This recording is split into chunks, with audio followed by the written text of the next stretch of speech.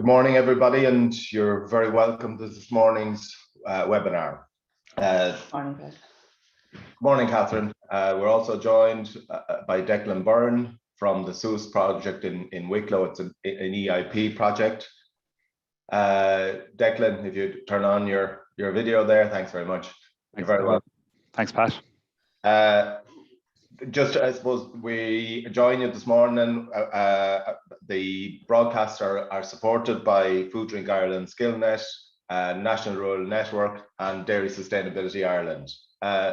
Declan, you have been working with the SUAS project now for a number of years on secondment from Teagasc. That's right, yeah. I actually started working with the hill farmers in Wicklow back in 2000, and I was part of the group which actually developed the SUAS project. And in 2018, I was seconded across to act as project manager up until the project finishes at the end of this year. And the project itself is one of a group of EIP projects that focus on upland farming, which is a major challenge. It's one of the big environmental challenges we have is trying to protect the uplands and have them managed in a way that's environmentally sustainable into the long term. Yeah, look, our project is funded under the European Innovation Partnership. We were given funding of 1.95 million for a 5-year project. And kind of the aim of our project is that we're looking for ways to support farmers to deliver better quality habitats in the uplands, because the farmers are there doing the work. So how do we support them? There are a number of other projects working in the uplands, and I think there's about 5 other projects working on upland areas, and then there's a number looking at different elements of the biodiversity and that type of thing. Okay, well, I'm really looking forward to seeing the work that you do. So if you want to share your screen with us there, and we'll let you go ahead. Okay. Excellent, thanks. Okay, so as Pat said, our project, it's funded under the European Innovation Partnership, and the title, I suppose, says what we're about, uplands, so SUAS, Sustainable Upland Agri-Environmental Scheme. So as I said earlier there, our objective is to come up with ways that we can support farmers to manage the hills in a way that delivers better quality habitats. It's a 5-year scheme, and commenced in 2018, and will run up until the end of this year. Okay, so just a little bit about kind of, I suppose, the background where we are in Wicklow. The habitat types we have blanket bog, we have wet heath, dry heath, upland grassland, much like what you'd expect. Now, I'm not going to spend a lot of time on my talk today going through the benefits and what the services all these different habitats provide, because I think last week we had a very good overview of it, and Brian talked about what they were doing up in Glenhuiri, and I think he gave a good overview, so there's no point in me repeating it here today, other than just to say, look at within Wicklow, we have Wicklow Dublin Mountains, we have some habitats with very, very good things. We've good quality habitats. We have some of those plants and animals that are on the red list and that. We also have some very bad things. We have areas where there's eroding blanket bog, and I'd hate to do the figures to see what our carbon losses from those sites are. We also have areas of erosion, some of them to do with recreation users, walkers and paths, but also other areas that have erosion. We have discovered a number of areas on our hills where vegetation has gone very thin, and they're actually in the balance now at the minute as to whether can they recover or do they deteriorate further when we get this erosion on them. So other issues, again, similar to most of the other upland areas, we have problems with heather, tall heather. We're talking about heather that's waist high there. Picture of Faith there in the middle, our ecologist, and we have bracken, and it's 5-6 foot tall. It's not just small, and it's over vast areas of the hills. And the thing with the bracken, I suppose, the biggest issue is that it's actually spreading up the hills over time. We also have problems with gorse. One of our biggest issues that we have in the Dublin Wicklow Mountains would be fires. And we're talking here about not just fires that happened last year or the year before. We have a legacy of burning here over the last maybe 50, 60 years. And kind of what's happened in the past is if we have some of these fires, let them be at the right time of the year, the wrong time of the year, it doesn't matter. But the hill starts to recover and starts to repair itself. But before it gets there to do that repair, there's another fire comes along and causes more damage. So what we get is, over time, each and every fire causes cumulative damage and it gets worse. On the bottom left or the bottom right of your picture there, there's a picture of one of the sites in the SUAS project, and it's an area up in Dublin, And on that site alone, there was 16 fires recorded over a 20-year period. Now, they weren't all started on the commonage. A number of them would have spread in from surrounding commonages. But as you can see there, that habitat is completely destroyed, and I don't know if it'll ever recover. We're familiar, we're used to hearing about all the various animals and birds and on the red list, and some of them becoming fallen numbers and becoming rare and stuff like that. But we do need to remember about these ads. We don't want these to become extinct either. These are the farmers. And let's be honest, Fate, our ecologist, me, or the Department of Agriculture, there's none of us going up there on the hill to mind those sheep or to do the work. So we do have to remember that these are the lads we want to do the work for us. So we have to keep them going forward. And like all sectors of agriculture, particularly in the dry stock side, populations getting older. So we do need to keep them with us and try to work with them. Okay, so just to give a little bit of background to the SUAS project. Back in 2011, Wicklow Uplands Council, which is a representative body for all the major stakeholders in the uplands, they could see there was an issue with the quality of the habitats up in the hills. So they put together a committee to look at the issue. And over a couple of years, that committee met and produced a report there in 2013. And basically what that report did was it highlighted the need for some sort of a management or some sort of a scheme to come up with a plan for the Wicklow Dublin uplands. Following on from that, then in 2015, we had a master's student, Fergal Maguire. He was doing a Teagasc Masters, and what he did was quite simple. He went out to talk to the farmers, find out what was happening on the ground and why these were happening. So I suppose when the call for these EIPs came, we had all our homework done. So what we had with two things, we had a very good idea of what we wanted to do, what we wanted to achieve, how we were going to do it. But more importantly, we knew that we had the support and the backing of all the stakeholders behind us. So when it came to writing up our project, we were ready to hit the ground running. So we were. So just a little bit about the way the SUAS project operates. All the EIP projects, there are kind of, there's an operation group which sits and it directs the project and ensures that it's delivered properly. So when we were doing up our application, we had to put together an operation group for this purpose. So when we sat down to think about what type of people or who do we need on this operation group, well, obviously we felt we needed all the relevant stakeholders. So yes, we do have farmers on it. We have National Parks and Wildlife Service. We have Teagasc and that type of thing. But also this was a big project to deliver, and none of us involved had any experience of this. So we felt we needed other outside expertise to come in and do it. So we actually went out and recruited various people with backgrounds, various different backgrounds and knowledge to ensure that our operation group would have the knowledge and the ability to deliver such a big ambitious project. So as I say, what we've ended up with is quite a diverse group of people with, in terms of their backgrounds and also their skill sets. One of the big positive or the big strengths of this operation group, I think, is not so much that it's local, even though most of them are, but that we have all the skill sets we need.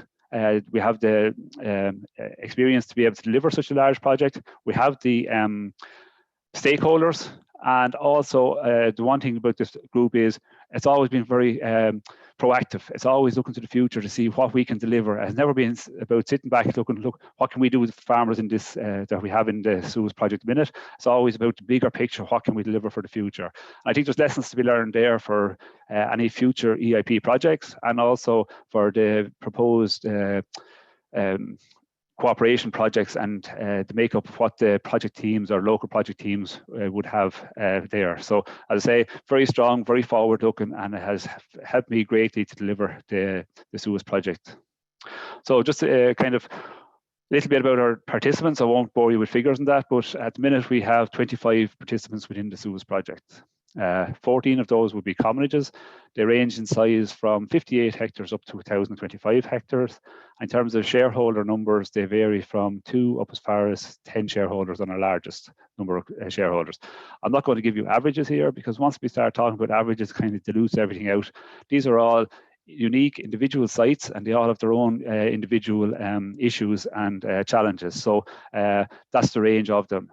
We also took in a number of non-commonage sites, because look, within the Dublin Mountains, we have a lot of areas that are non-commonage, but that are equally important in terms of the quality of the habitats. So we have 11 of those sites in at the minute, and they range in size from 6 hectares to 1,745 hectares. Now, the reason we have a couple of small size sites in was that in 21, we opened the project for a new tranche of applicants, and we didn't know what was out there. So we said, we didn't make any stipulations as to who was or wasn't allowed to come in, because we wanted to just throw the net fairly wide and see what we get back to figure out what is out there. And some of these smaller sites are actually very, very important. One thing I would like to comment on here is, in the past, when we've been looking at these sites, or from agri-environmental point of view, we've been looking at the target areas, the SACs, SPAs and that, and also commonage areas. But we actually have a large number of sites, some of them maybe not that terribly big, in our hills that are not commonages and they're not SACs, but they have very, very good quality habitats and are important to bring forward. One of the best quality habitats we have up in Kilmashogue in County Dublin is actually fits the bill there. And when you go up there, it's very good quality, and you look around you, and the similar areas on all the surrounding hills would be all going into forestry. So I think it's something we do need to bear in mind going forward, that it's not just about commonages and SACs, it's about what's actually up there on the sites. So kind of one of the big innovations with us, with the SUAS project, is how we deal with the commonages. And it is a major challenge. And I don't think it's one that our agri-environmental schemes to date have actually got to grips with at all, and how we deal with the commonages. So I suppose if you take a step back from it, logic would say that if you have an area or a site with 5 farmers or 10 farmers, different farmers, all farming and managing the same site, if you want to do something with that site, if you want to manage it or want to agree on sort of plan, you need them all coming together. You can't be just going out talking to one individual at a time. So bring them all together is the way we need to approach this. So within the SUAS project, what we have done is we formed what we call commonage groups. Now, this is where we brought all the shareholders on commonage. We brought them together. We brought them through a training and facilitation process. And we got them to form a group. It is this group then who joins the project. It's the group who agrees the management plan, the group who delivers the actions that are agreed upon, and the group is responsible for controlling the grazing. So this is not just a case where we bring the lads in some evening, we sit down, they all sign a form, tick a box. We actually spent quite a bit of time on this, and each group developed their own constitution. Why? It's just a set of rules for how they operate themselves. They all develop their own because they have all unique circumstances in terms of numbers and make up the different groups and that. So we have done this now 3 times over 3 tranches. The reason we wanted to do it like this was, when we were starting out, it was kind of a little bit of a shot in the dark. We didn't know where we were going with it. So we wanted to give ourselves a chance to look at it and to refine the process. So we have gone through it 3 times now, and we brought in 7 commonages there just before Christmas. So at this stage, we have a very, very good, it's a step-by-step guide on how to form these commonage groups. And it is applicable across all the Dublin Wicklow Mountains, but also any commonage across the whole country. It is quite applicable. It is something that can be actually scaled up, and it is possible to deliver out to farmers. The one thing I would say about it is, it's not a process that can be rushed out. It's not something that can just bring big numbers of farmers in together and just tick a box to say that they've formed these. These groups take time to form, and the farmers have to get used to the idea and build a certain amount of trust in the group, because we want these groups to be able to deliver for the future. It's not just for the length of the SUAS project, but going forward, that these groups will be responsible for managing the hills. So I suppose, what do the farmers think of these groups? It's great from my point of view when we're doing plans. You can just bring all the farmers together. You're not talking to 10 or 11 different individuals, but the farmers, their response has been generally very, very positive. I suppose why? Because look, it gives them a little bit of solidarity, that they're all in this together. They're not individuals. There's no one individual expected to manage the whole mountain up there. The main thing I suppose it does is that it gives these farmers a forum or an opportunity to have discussions about the hill. Instead of meeting some fella in the mart, or maybe stopping them in the tractor going down the road to talk about what's going on in the hill or sheep numbers and that, they come together, they have a dedicated meeting, and the sole purpose of that meeting is to discuss what's happening on the hill. That is something that has never happened before. So it makes it easy for them to have those conversations. People tell us, oh, that'll never happen on this commonage, sure, the lads don't get on, and the lads don't talk, and sure, it's grand on some of those. But what we've found is, and it was pointed out to me maybe afterwards, we have some of those issues in our groups. We have 2 of our groups now that have issues with people who don't get on and that. And I didn't realise it until it was pointed out to me, because what happens at these meetings is everybody comes forward, everybody is able to have their say, and if there's issues between individual people, they're part of the door going in, because once you go in there, you're talking to the group, the discussions are about the management of the hill, and all those personal issues are left aside. So it makes it easy for those farmers to actually come forward and get involved and have these discussions. We actually used one of the groups. We had a relatively serious issue in one of those where one individual did something they shouldn't have had done. I suppose the easy thing for the project would have been just to throw the whole community out altogether. But actually what we done was we brought them together. We used the group. We had all the farmers, brought them out. It was during COVID, so it was outside. We were all standing around the yard, and everybody in that commonage group had an opportunity to have their say. We talked it out, and actually over time we resolved that issue. They're still with us, and I think that group is much stronger now because of that. So again, there's the benefits of how we have used that group. One of the interesting things we did with these groups last year was we introduced a new score payment system. I'll talk about that a little bit later on. But when we calculated the scores, we calculated the payments based on the site rather than on the number of farmers. So we calculated a payment that was due for each of the sites. And what we did was we asked the farmers to come up with a mechanism for dividing out that payment among themselves. And I have to say, not one of them came back to say that it should be divided out based on the area that is claimed on BPS. They came back with different solutions or different mechanisms for dividing out. And actually some of the colleges came back with the same answer, but for very, very different reasons. So what we can take from that is maybe we should be a little bit more creative, or we can be a little bit more inventive in how we develop our schemes. We don't have to base everything on the way it has been done in the past. And the farmers are actually open to change and this type of thing. I suppose just the final thing I say about the community groups is you look at the people there, you see a smile on their face. And actually, this is a group from Granamore. There is 9 of the 10 shareholders from that group. We held an event there in 2019 before we were all locked up with COVID. And all of those farmers were delighted to stand out and get their picture taken with Minister Andrew Dial. So look, it actually has restored a bit of pride that suddenly, instead of these hills being just something there for claiming money, there's something of value up there. And I think it's very, very important to get that little element of pride for the people in their place. And if we can have that, it will be much, much easier to get them to do work going forward. So that's how we deal with the farmers. And I suppose, look, from my point of view, unless you have some way of dealing with these farmers as a group, we have the management that if there's an agreement made, there's someone who's going to be responsible for delivering it. There's no point going any further. So when we have our community groups then and our individual farmers, doesn't matter, it's the same thing, we move on then and we start talking about the management plans. So how do we do that? Well, I suppose the first thing to say is that we haven't a clue what's up on the hills. And nobody else does either, because there are no reports, there's no maps or anything else. There are some habitat maps which would identify habitat types on the hills, but there's none of them actually looks to see what the condition of that habitat would be. So first thing we need to do is we need to send somebody out to walk these hills, see what's up there. We hired in an ecologist, Faith Wilson, and she went out, she did a baseline survey. Now, because we are a research project with the SUAS, our baseline surveys that may have been a bit more detailed than would be necessary for a wider scheme going forward. But still, we need somebody to go out and see what's there and to come up with a plan to say, look at what should be there.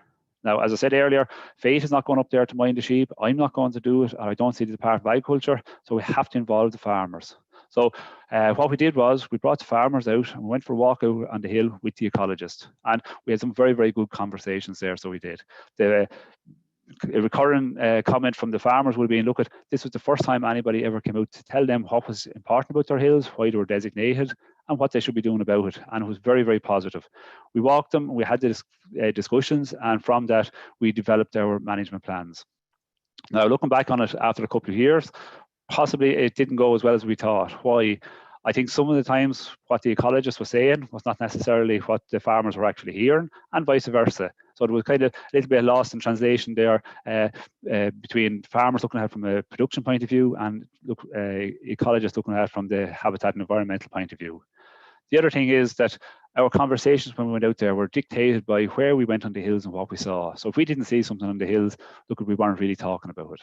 So what we did now in 2011 or 21, we had a new tranche of people came in, so we developed a training course for them. It involved having an indoor session where we talked about the basics, what are habitats, what type of habitats are up on the hills, and what they should look like. Also, we talked a bit about the benefits of the habitats, the water quality, and the different designations, how they came about, and also sheep production. So we kind of gave a basic run through the whole thing. And then for the second part of that, we went out on one of our existing sites where we have a lot of work done and we have a lot of these issues. And what we talked about indoors, we could go out and we could look at it and had very, very good discussion out on the hill. I think that process worked excellently, really, really well. I'm not going to lie to you and tell you that we converted them all over to be environmentalists or that. No, but what happened was when I met them before Christmas to drop their plans, they knew where I was coming from. They had a much greater appreciation for the difference between management for habitat and management for just sheep production. So very, very positive. The one thing I would say is those training courses, they have to be completed before the farmers do their plans. There's no point getting farmers to agree to a management plan and 2 or 3 years later then putting in this training. It has to be done up front so that the farmers know what they're talking about when it comes to agreeing their management. The other people that we need to involve in this is National Parks and Wildlife Service. Just in relation to that photograph, just a reminder that things are difficult in the hills. The day we went up there, I left home, the sun was shining. When we parked the cars down the road, there was a little flurry of snow. And by the time we got to the top of the hill, that's what we came across. So just a reminder, it's not like going out into a grass field or driving the Jeep around. It is a different environment and presents a lot of challenges. But the National Parks and Wildlife Service, most of the land that we are dealing with in the uplands is designated or is part of the national park. So we can't go ahead without those. Now, we have a very, very good working relationship with them at the local level. They've been very, very supportive of what we have done. I know it may not always necessarily be the case in all parts of the country, but I think that relationship that we have built up with them, we have built up an element of trust so that they understand and they know what we're doing. And even the relationship between the farmers and the national parks themselves, which in the past would have been very much a conflict, but they're coming more and more together. So any schemes going forward, I think we have to make it easy to work with National Parks and Wildlife Service. We can't alienate them. They have to be part of the solution. So they do. And I suppose, where do I fit into all this? I come from an advisory background, so I would have been there as kind of an advisor planner. And basically what I did was a kind of little bit of referee between all sides and helped to come up with a plan for the site. So if we look at what we need for these plans, we need somebody to go out and see what's up there. We need the farmers involved. We need the National Parks and Wildlife Service involved to get the permissions and ARCs and whatever else is required. And then we need somebody to pull that all together into a plan. So these plans then, what are included in these plans? Well, we give them out various maps, but the one thing we were very, very conscious of, we wanted something very simple. So the actions that they were going to carry, we wanted them based, I'd say, easy to read, easy to find. There's no point in giving them 15 pages of a plan that they have to flick through to find out what they're supposed to do. So very, very clear, specific, what work has to be done each year. Just in terms of what works we're doing with them, I suppose it's hard to get away from the burden issue. Look at, for the last 20 years, the conversation has been all around the dates and what's the correct dates and they need to be extended and all this. But what we actually did was we worked with what was there. We went out on 4 different sites. We carried out burning, and our experience of that is, yes, it is possible. It's very, very difficult to organise in terms of weather. And then if you get the weather right, to have the people and all the rest, but it can be done. But a lot of effort in that. Is there an alternative to doing this burning? Look, we went and we looked at what they are, and there are machines out there on certain sites. It's accessible. You can go out, there's machines for cutting heather, we have bigger machines for cutting gorse and that, and you can use tracked machines. And even we went as far as using handheld brush cutters where it was inaccessible with machinery. Now, this is all possible, absolutely it is, but it comes at a cost. And I suppose the question we have to ask is, can we justify that cost? And certain circumstances we can, maybe where there's priority areas, it's a priority to get work done in these areas, or maybe this type of work can be justified in preparing sites for future controlled burning and that. One thing I will say about all of this work, it needs to be done as part of a plan. You don't just go out and start at one corner and burn the whole hill up across. The slide you see there in front of you, the dark areas will be the areas of real tall, dense heather, and the light green areas are areas surrounding which will be quite overgrazed. So as I say, we wanted to go in and we wanted to open up those overgrown areas. rather than just starting in one corner and working our way through. So look, it has to be done part of a long-term plan. It's not just something you decide to go up on some morning and see where do we start and go ahead. What other works we do? And obviously bracken is a huge issue, so we have been looking at it. We've been doing various options with spraying, and also we use a bracken bruiser, and we trialed use of weed wiper. Other things, other actions then is planting trees. We've been removing invasive species, including Sitka spruce and rhododendron. We help farmers to upgrade their access facilities, and some of the things we're looking at towards the future is maybe drain blocking and use of willow for reinforcing banks. We're actually involved in a project with National Parks and Wildlife Service at the minute. It's a restoration project for Bear Peat area. So these are things, and basically what we want to figure out here is, where do farmers fit into this? Are these something that can be included in farmer schemes that they can deliver the work for us? Now, I suppose before we're going any further, we should say that the main management tool we have available to us in the uplands is grazing, cattle and sheep. And unless we can get that right, any of the other works are kind of just wasting our time, because long term, we have to get the grazing right. We have managed to reintroduce cattle onto a number of sites, and so far the ecologists and also National Parks and Wildlife Service, because of the way they graze, different to the sheep, they're less selective, and the movement of those and the breaking up vegetation, they're very, very happy with the results. Horses do a similar role, but we don't have the same tradition of having horses in the uplands, not in the east of the country. Any grazing plans, we do have to remember these lads, a major issue in Wicklow, and they do come in and they contribute to grazing. Unfortunately, nobody actually knows how many they are, and I know a number of occasions going out walking these hills, you could quite often see 50, 60, up to 100 deer in a herd going across the hill. So obviously their grazing has to be taken into account. The slide there just to show what the grazing patterns are in the Wicklow Hill or Wicklow Dublin Mountains. These are from a summary of the 4 sites we had originally in 2019. And what we can see here is the lines across the middle there, they would be the min-max figures from GLOS. Not saying they're right, but it just gives us a rough idea where the numbers should be. And the reality is that during the summer months here, when the ewes are weaned, put to the hill, we have way too many sheep on the hill, and most of the rest of the year, there's very, very little. Now, some of you would probably say, well, sure, what difference? Sure, doesn't average out over time. But actually, it doesn't. It's very important time of the year. If we have the sheep up there during those summer months, what they do is they congregate and they concentrate their grazing on the grassy areas and areas where have been recovered from burning and that, and they won't go into the taller header areas at all. And what we see on the sites that this type of grazing pattern, we have areas of overgrazing and undergrazing very close together on the same sites. So chopping and changing in terms of the maximum min numbers is not going to change that or resolve that. So what we need to do is we need to get sheep out on the hills in these periods. The January, February period after mating. Why? Because that time of the year, the header is a bit softer after some of the frosts. There's very little other vegetation available for them, and we have used feed buckets and that to encourage farmers to keep the sheep out for longer, and also to encourage the sheep into areas that they don't normally go with the taller vegetation. Also then in kind of the April, May, early June period, that's when growth starts up on the hills. So there'll be fresh growth on the header, and the sheep will graze it at that time of the year as well. And that involves getting ewes and lambs, dry hoggets, dry sheep up early in the year. So it's about the time of the year as well as just the numbers of sheep. One of our issues, I suppose, is we have to have the right type of sheep. There's no point in putting up big fat lowland ewes. They'll go up. We've seen that has happened with people in other environmental schemes, and they'll just go up in the row at the gate, waiting for you to bring up a bale or a bag of nuts to them. So we have to have the right type of sheep that will go out and live, forage on the hill, and during the winter months. It's not just about a couple of months during the summer.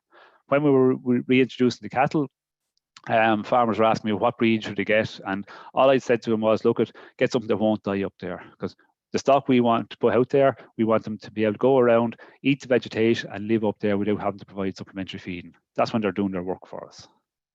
And just the final thing I'll just say about the grazing is, these are 2 sites we have had in the project from the beginning. I could never get my head around the sheep numbers, what was happening. Site 1, when we spoke to the farmer, it was way undergrazed, and site 2 was way overgrazed. But that's not actually what we found when we went out to walk the site. So what happened in 21 there, we brought in the site number 3 beside it. And when we look at what's happening with the sheep numbers, look at there is a lot of movement of sheep between sites. They're moving on to neighbouring sites and that. So I suppose the point here is we can't look at any one of these sites individually, because if we had looked at that and said, okay, site number 1, you have enough sheep, you need to increase the numbers, we would have created overgrazing problems unless we can tackle the numbers of sheep coming in from surrounding sites as well. So we have to have a look at it in a bigger site or a bigger area rather than just individual lips plot numbers. Just it's a little bit confusing there, but that's an area between the Wicklow Gap Road in the north and the Sally Gap Road in the north and the Wicklow Gap Road on the south. There's over 10,500 hectares in that. There's 31 separate lips plot numbers so for BPS. And there's not a fence to be seen anywhere on that. So it's completely wide open. And actually, when you go to the roads at either end, there's no fences there either. So those sheep can go from the Glen of Amal all the way up through here, up into Tala with no fences. So when we're planning these sheep numbers, I think we need to look at it in a bigger sense that trying to start and plan the sheep numbers at individual lips plot area is not practical.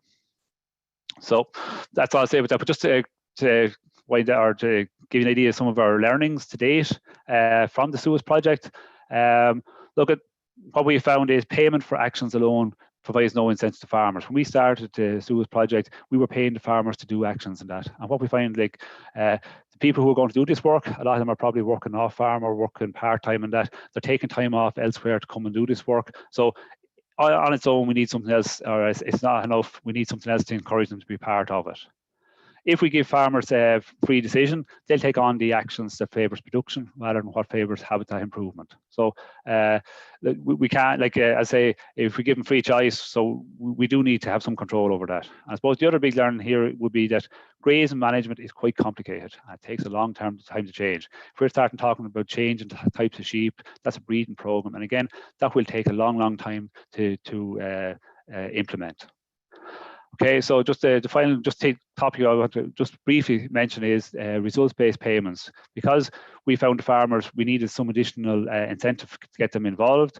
We looked at this. The Department of Agriculture are saying that they're going to use a results-based payment element in the new schemes. So we had a look at it. And here's kind of what we expect to see. An area, somebody goes out, walks it, scores it, and there's what we have. Now, this is one of our sites. There's 370 hectares in it. And if we give it an average score over the whole lot, that's what we have. But what we actually did was we went out and we mapped it out based on the different areas of the hill. I wouldn't lose too much sleep over the actual numbers across the bottom. There are a number of other score-based payment systems and ways of calculating them out.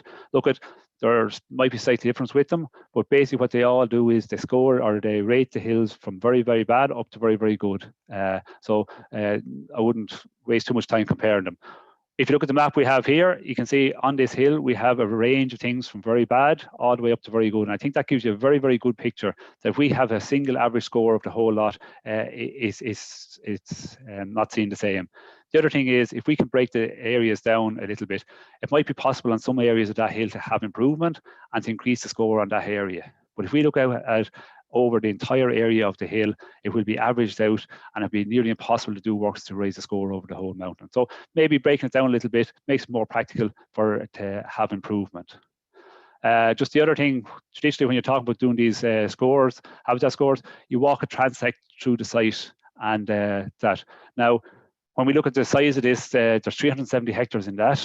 We have to remember the range in habitat types and also the topography up here. We have ridges and valleys and gullies, and that if you were just to walk a transect through a site like this, that there would be so many things you would miss that you wouldn't see. So if we are serious about having a habitat score system going forward, I suppose the key thing here is that we have to develop one that is suitable for the upland areas. We can't just copy one from the lowland areas that maybe it might be appropriate for going out in a 10 or 15 acre grass field to look around it. So if we're using it, we have to have one that's appropriate for the uplands. Now, the biggest issue, I suppose, with these habitat payments or the habitat scores is things happen slowly in the uplands and very, very slowly. We have some sites, and if we get the management right and maybe 10, 15, 20 years time, the sites will start to improve themselves. So things happen very slowly. But one of the things that can happen or we can change in the short term in the uplands is we can change the people, we can change the farmers, we can change what they are doing, their actions, their management, their farming systems. And maybe we should be looking at that as a result. So if we're talking about results-based doesn't automatically mean it has to be habitat score-based. So maybe the results that we should be looking at is the change in the farming systems and habits, and maybe that's what we should be looking to incorporate into some sort of a payment system. Okay, so just last slide I have here now is just to say, look at, we've answered a lot of questions, we've encountered a lot of things. These are just some of the challenges going forward in terms of uncontrolled burning. We have bracken control, especially if Azulox goes off the market. We have issues with gorse in terms of long-term control. We can go in, we control it now, but if it's going to be back the same and again 5 to 10 years time, what's the advantage? We have this issue with erosion up in the uplands. We don't know what to do about it. We've spoke to various organisations and there's no easy answers. Now, I'm talking about the areas that are already badly degraded, but also more importantly, even some of those areas that are in the balance, and maybe if we can work with them now, we can get them to start recover, or if not, the danger is that they'll end up in erosion. And a final thing here is just areas that we can't restore to good condition. And there's a lot of those we've encountered for various reasons, maybe because of where they're located, there's access issues, there's health and safety issues, and maybe it's just down to cost. So if we can't restore them to good condition, what do we want to do with them? Are we just going to ignore them, pretend they don't exist, just walk away, let them go their own way?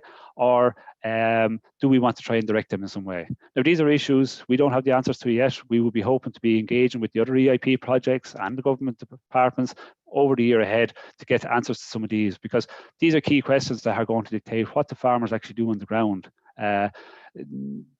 And it will determine what the results of these schemes going forward is. So as I say, this is something we want to look towards for the future. So I've thrown a lot at you there, but just the final thing I'll just say on this topic of, or the theme of this talk today was lessons from SUAS, and I suppose I had meetings with our operation group and various other stakeholders there just during the week just to prepare for today's meeting. And the one recurring theme that kept coming back as the one thing that has been the real strength for us to deliver the SUAS project is about people. It's about people working together. It's about the farmers coming together to form their community groups. It's about the farmers and the National Parks and Wildlife Service and the environmentalists. It's about everybody working in the right direction. If we get everybody pulling together in the right direction, those actions and stuff, they will fall into place and we will achieve it. Thanks very much, Pat.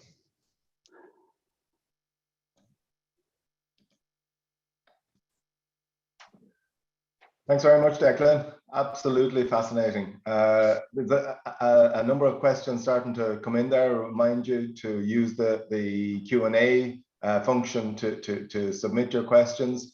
I think that the theme around working with people and the establishment of groups in the community, it's something that I think Catherine and yourself would have looked at in other countries and their experience with it.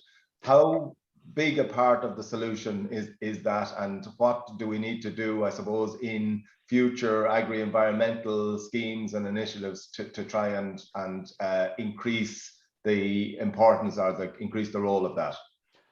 Yeah, myself and Catherine would have been on a couple of different trips up to the UK and over in Wales and that, and they have a tradition of community committees and crofting and stuff like that in those countries. In Ireland, we've never had a tradition of that. I remember back when we first started talking about this, we met some of those farmers, and the thing they said was, when we brought them in, it was the first time they were ever all sitting in the same room together to talk about the hill. They might have been at a funeral together somewhere or something like that, but the first time they ever all met together to talk about the hill. Look at, if you want communities, if you want the people to develop plans to manage, you have to bring them together. You can't go around and talk to 10 individuals. You need to bring them together. I think the format we have for the community groups, we have spent a good bit of time on it. I think it's something that can be scaled up. These are practical. They're applicable right across communities anywhere around the country, and it is quite easy. Like we have the various templates. It would be possible to use them. And I think that's a basic building block. If you get that right, then you can start talking about doing the actions. But if you don't have that right, one or two farmers go up and start doing everything right, the other lads do nothing or do something in the opposite direction, you're at nothing. So they're a foundation for communities. You have to get that right first. Okay, a number of questions coming in there. You said the project is due to finish at the end of this year. What happens, or what's your view of what will happen at the end of it to try and make sure that you don't lose the momentum that you've got?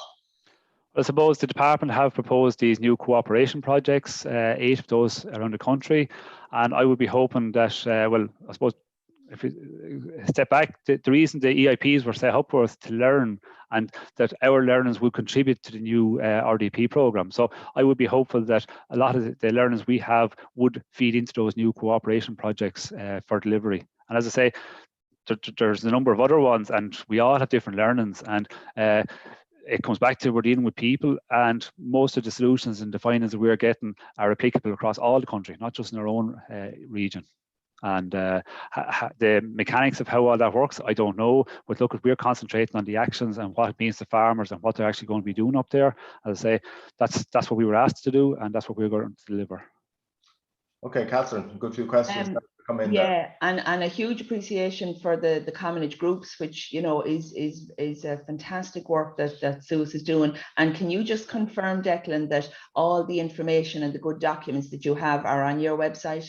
The guide to form yes, it's up there. It probably wants to be updated a little bit over the next week now. That's our next job. We're going to update it, but most of that information is all available on our website. Yes, that's grand. Yeah, and just following on from that, Bobby Landers, who I know was involved in the beginning with you with the groups, he was just stressing that what you said about the group identity and solidarity, he totally agrees with you, and was stressing that about, and he also was saying that having external non-Teagasc people involved in the beginning, not to be seen as a Teagasc group, and I suppose that's particularly, Declan, where you were working and as a strong advisor in the area, that the group was kind of a separate, as you said, you tried to give them ownership rather than your group. Yeah, absolutely. And Bobby was involved with me, and it was great to have the two different perspectives, because he had the knowledge and he had the experience in terms of people and bringing people together, and I would have had the background in the sheep production. And what we found was farmers, they kept coming back to ask me technical questions and kept asking me technical questions, so by having two separate people with two separate backgrounds, it made it much, much simpler to keep them on track, put them through the process. And as I say, two people working together was very, very important for us. Yeah. And another thing about information there, Pat, before I go back to you maybe for a question or two, is Catherine Farrell was talking there about the In-Case project, and that there's very relevant papers to people on this call, papers at catchment scale using the Dargle, which overlaps with SUAS, but the teams are assessing the extent and condition of peatlands there, and evaluating ecosystem services, and they're going to have something on carbon stock and emissions. So those papers are either out or about to come out, so keep an eye on that. And I'm sure there's a link there with Jane Stout, and no harm mentioning maybe that in 2 weeks' time, Pat, we have Jane valuing natural capital, and I expect she'll be talking about that In-Case project as well. Back to you, Pat, for a question, and then I'll look for some new ones. Yeah, I suppose a number of questions coming in relation to I suppose the challenges, and if you were to pick out a number of the areas that you didn't manage to achieve what you hoped to achieve, just to give people an idea of the challenges that you faced. Okay, well, as a general rule across all our sites, and they're all different, but the two big things we have to get right on our sites is to stop burning and to get the sheep grazing right. Now, I don't know, even still I'm trying to figure out what the correct grazing for these sites are. One thing I do know is that somebody sitting at a computer somewhere can't sit down and magically work out a min-max number that's correct for the hill. The approach that we have taken, and it's actually coming through much better now, is we have developed an app for farmers to record what's happening on the hills when the sheep goes up, so we know exactly what's happening. It's not just sitting down at the end of the year and filling up a form to say what they should have done. So if we can build up a picture over the first year what is happening on the hills, and use that information, then go out and see, well, look, is the hill overgrazed, undergrazed? Well, then we know we have to increase our sheep numbers or decrease them, or we have to get them out at different times. But I suppose that's a long-term project. That's not something we can solve in the short term, because people, you can't just go down to the mart and buy an extra 100 or 200 euros and turn them out on the hill, because where are you going to get them? How are you going to get them settled on it? So look at the long-term thing here. We're not going to solve in the short term is the sheep and the grazing management. In terms of issues that we can't do anything about, those erosion issues, there are things we haven't been able to sort. We've spoke to various people about it, to look for information. We don't have research, we don't have that much available here, and probably any of the work to address those issues, they're huge. They're way beyond what farmers can do. That's our biggest challenge, I suppose. Okay, there's a couple of questions in there about where the project fits, and I suppose looking forward, where you have a BPS payment, you have agri-environmental schemes, and you have SUAS, and how that construct, does it cause you problems, and is there a better way of bringing the whole, I suppose, support system together behind the dual objectives of supporting farmers to work in the hills and achieving better outcomes in the hills? Okay, well, I suppose if we look at the hill areas, just to give you an example, we had a fire on one of our hills just as it was starting to come in, and we went out to look at it, and I was explaining now, look at this is going to affect your payments that you're going to get back out of the SUAS project and stuff. And we talked about it, and we had a good conversation about it, and then just one of the farmers turned around and said, and will that affect our BPS payment? And I said, no, because it was within the legal burning dates and that. Grand, it's not too bad. So look at, for farmers, we need to remember the big payments going into those farmers is through the BPS. That's the Pillar 1 payments, okay? That's where the main payments is. I personally think that we need to incorporate those Pillar 1 and Pillar 2 payments. There should be an environmental requirement, particularly in the uplands, because the payments in the uplands have risen massively over the last number of years with convergence and stuff. So Pillar 1, Pillar 2, they should be joined up thinking in terms of the requirements the farmers have to do. And actually, one of the things I was disappointed with the proposals that came out there for these eco schemes and that, for all the payments that's going to be going out there on the mountains and on the upland areas, not one of the eco measures are applicable to the upland areas. So I think it is something that we need to get much more joined up, that Pillar 1 and Pillar 2, the requirements, they should much more align with one another. Okay. A question there in relation to carbon and carbon measurement. Is there anything going on or anything proposed in relation to looking at those, I suppose, the carbon retention in the uplands? We don't have any information on that, and actually we've very little research in the past done on the uplands, and most research would have been done by Teagasc back in Linan, and that would have been all centred around animal production as opposed to habitat management. So no, we don't have those figures. I was delighted to see Brian last week talking about the work that they're doing up in Caffrey and that, about actually starting to put figures on it. I think one thing we should be very wary of is when we talk about, there's a kind of a general feeling that we have the uplands there and there's loads of carbon being locked up there, but when we actually go out and look at it, the reality is quite different, and we do need to actually start looking at it and start to put figures on this. But at the minute we don't have it. It's way beyond what SUAS can do. I don't know, it's possibly something that MPWS or some of those organisations should be looking into, but we don't have it. Okay, or some of the carbon observatory work may move into that area. It's something we can talk about at a later age. Catherine, have you? Declan, we have huge numbers of questions, so if you can just be brief and on some of these ones. Okay. So do farmers lamb outdoors? Is predation an issue? And a linked question: have you done anything with predator control? Predator control, no. I suppose one of the big issues we have from predators, I suppose it include the deer in that. There is a project looking at that at the moment in Wicklow, but as regards predation, no, we haven't done it. Farmers, they don't lamb on the uplands. They have lowland. Some of them lamb indoor, some of them lamb outdoor, but most of them don't lamb up on the hills. Okay. Your approach to managing erosion, and again a linked one: how do you separate natural from man-made? But why do you have to separate it? Look at regardless of what has caused this erosion, what's coming around, look, we have to look to the future. So regardless of what caused it, we have to look at ways to address it. Now, some of those, say for the walkways and that's about water management and stuff like that. That's more easy to control. But when we have huge areas of mountains, as I say, it doesn't matter why it was caused. Like, it was the same challenge as trying to resolve to stop it. Yeah, that's a good point. How do you manage non-active shareholders? That's one of the real strengths of the commonage groups, that if we can get all the shareholders to come together, what do you term a non-active shareholder? Is it somebody who doesn't put it down on their Area 8 farm, or is it somebody who doesn't put any sheep out, or is it somebody who does no work? The group has the facility to do that, and if there's certain people in the group, if they don't want to put up sheep, and we have to remember some people for various reasons are not in position to do it. Like the group has the the power to decide, well, that's okay, you don't want to put sheep up, we can keep extra up for us, and that. So I think the group themselves can decide all that. They have that power, and that's the big strength of it. If production is the only goal, will this result in less favourable ecological condition? Production, what's your term of production? We're trying to change that attitude that people think production is being lambs you're selling off the hill. But production, if we can change the farmers to think that, look at production, what you're going to, if the payment is going in for delivering a habitat and better quality habitat, surely that should be seen as your product. So if we can make that change across in the farmers' minds that, look at, they produce the habitat as opposed to producing lambs for sale, well, I think we've answered the question there. So look, it all depends on what way we put the money into the scheme. The scheme money goes into the farmers. We can dictate what the farmers produce. We can dictate what we deliver.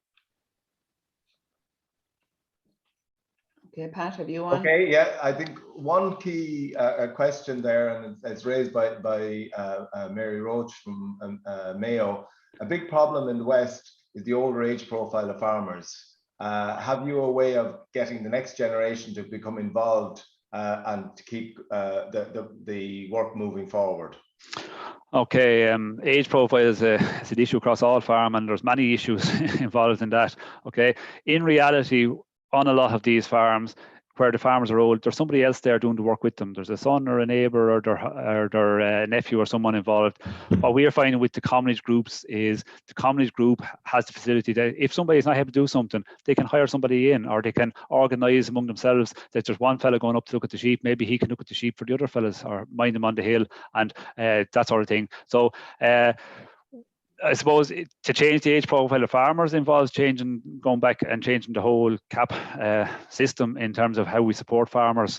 That, like, one of the things we forget is we keep talking about we want new farmers coming in, but for every new farmer we want to come in to get in, somebody else has to leave the system. So if we're talking about getting new farmers in, we have to get the old farmers out. So we do, and that's kind of the hard part. Within our commonage groups, I think we have the facility there that farmers can work among themselves, and where there's a problem, they can pay or subcontract out certain works among one another. There's a question or a comment in there in relation to the importance of, say, Wicklow in particular as a source of water, and I suppose maybe a comment from you about the role of SUAS in terms of protecting water, because you have the various reservoirs which are serving Dublin arising in Wicklow. So maybe that's something that you're taking on board. Absolutely. Like from the start, look, it's about the habitats, but we always seen water quality is a big issue. Now, I suppose in reality, what can we do about it? And the number one thing is if we can get the habitats functioning right, that's going to deliver the water quality. So by having good quality heathland and bogs, that'll filter the water, it'll slow it up coming down. In terms of the issues that have arisen, that's why we started looking with the planting of trees. We wanted to do some gully planting to give extra stability, prevent erosion around the streams and stuff, and extra bit of filtration.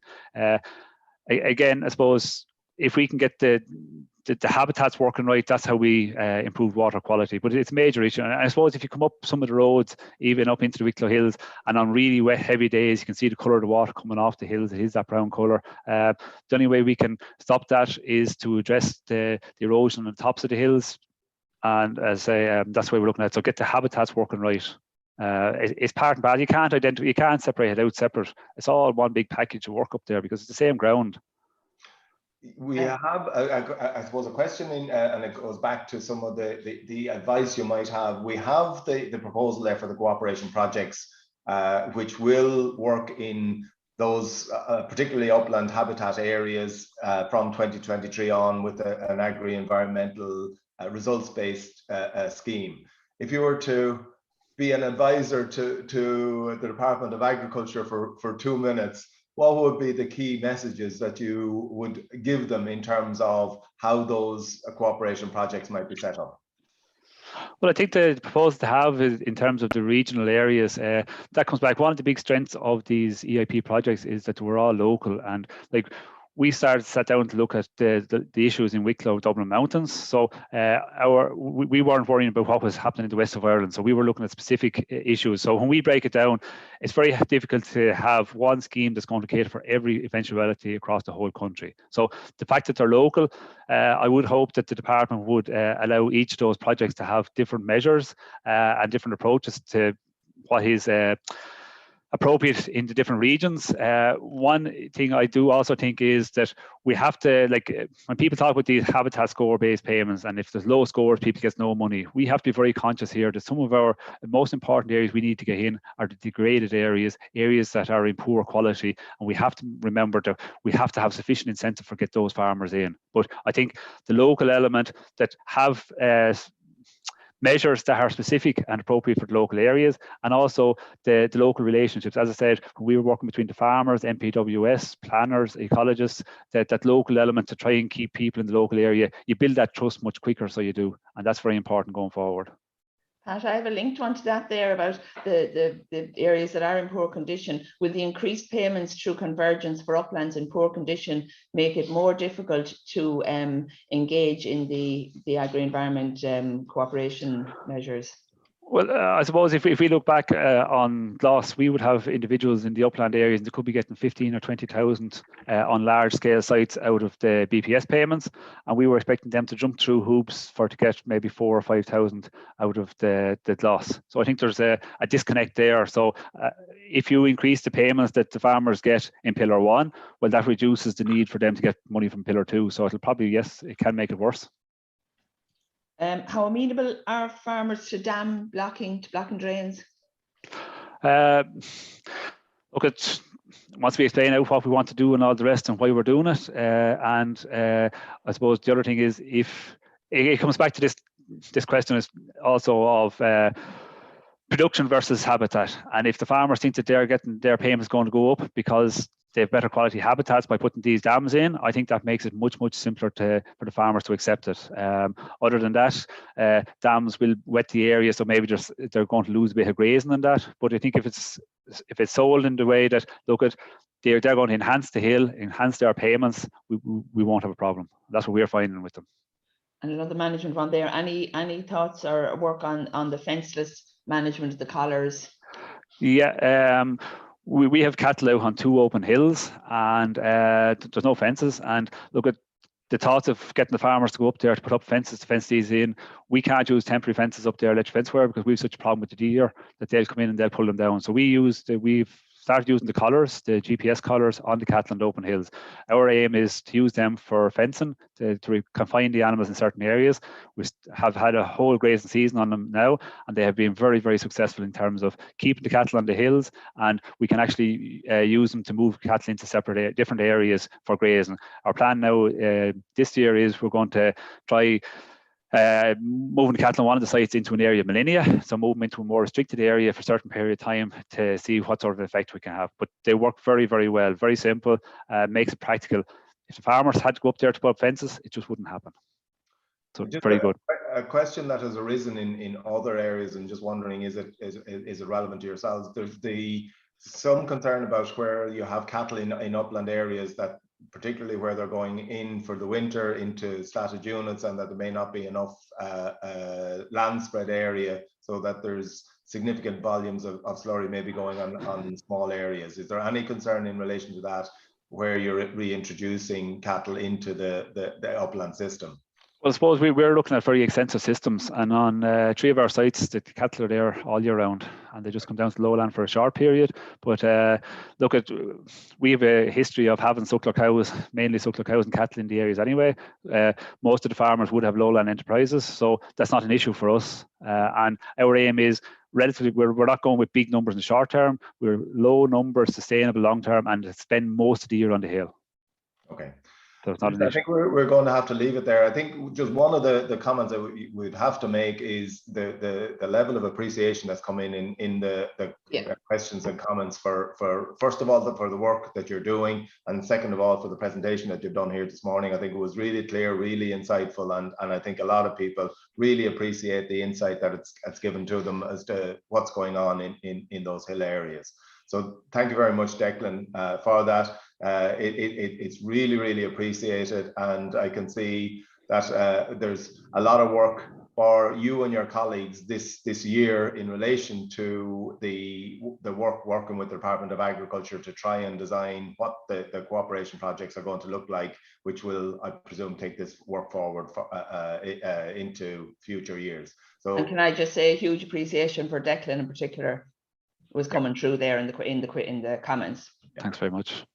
Okay, so thanks, Declan. So just to finish, just a reminder that our webinar next week is Managing Red Clover on Dairy Farms, and that's going to be given by Dr. James Humphreys. So the whole issue of improving our clover management in the context of what's happening both with nitrogen availability and price, and also our requirement to reduce our losses of nitrogen is a hugely important issue.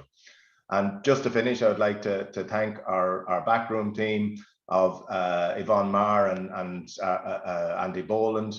And with that, I'll just say thanks very much for being with us this morning, and hopefully we'll see you again next week. So goodbye and thanks.